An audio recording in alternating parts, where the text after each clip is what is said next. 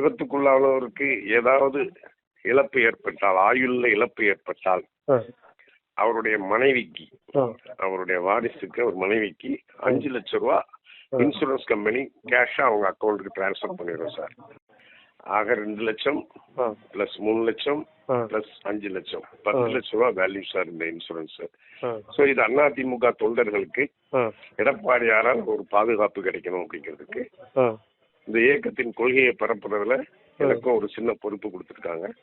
அதனால எடப்பாடியாருடைய கொள்கையை, எடப்பாடியாருடைய எண்ணத்தை நிறைவேற்றும் வகையில இந்த மாதிரி நெல்லை மாவட்டத்தில் உள்ளவங்களுக்கு எல்லாம் யாரெல்லாம் இப்ப இது வரைக்கும் 149 பேர் பதிஞ்சிருக்காங்க சார். நம்ம நேரத்தே போஸ்ட் ஓட்டிட்டோம், ஏற்கனவே வாட்ஸ்அப்ல எல்லாம் போட்டிருந்தோம்.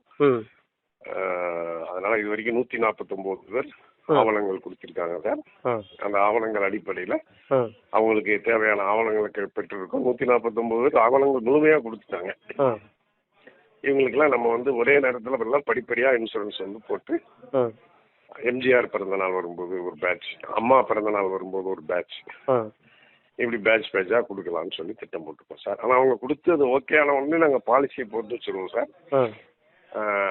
அந்த பாலிசி அவங்க கையில கொடுக்கறது புரட்சித் தலைவர் எம்ஜிஆர் பிறந்த நாள் ஒரு பேட்சும், புரட்சித் தலைவர் அம்மா பிறந்த நாளுக்கு ஒரு பேட்சும் கொடுக்கலாம்னு நினைச்சிருக்கேன் சார். மொத்தத்துல இது இந்த இன்சூரன்ஸ் கம்பெனில ஒரு கொடை போட்டிருப்பாங்க சார். அதே மாதிரி அதிமுக தொண்டர்களை எடப்பாடியார் ஒரு கொடைக்குள் வைத்து காப்பாற்றுகிறார்.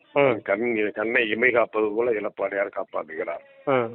அதுல சாமி கும்பிட போகும்போது பூசாரி பூசை பண்ற மாதிரி எடப்பாடியார் நினைக்கிறேங்க இந்த பாப்புலர் முக்கியா அவர் எண்ணத்தை நிறைவேற்றுகிறோம். கொள்கை பரப்பு துணை செயலாளர் என்ற முறையில் சார்.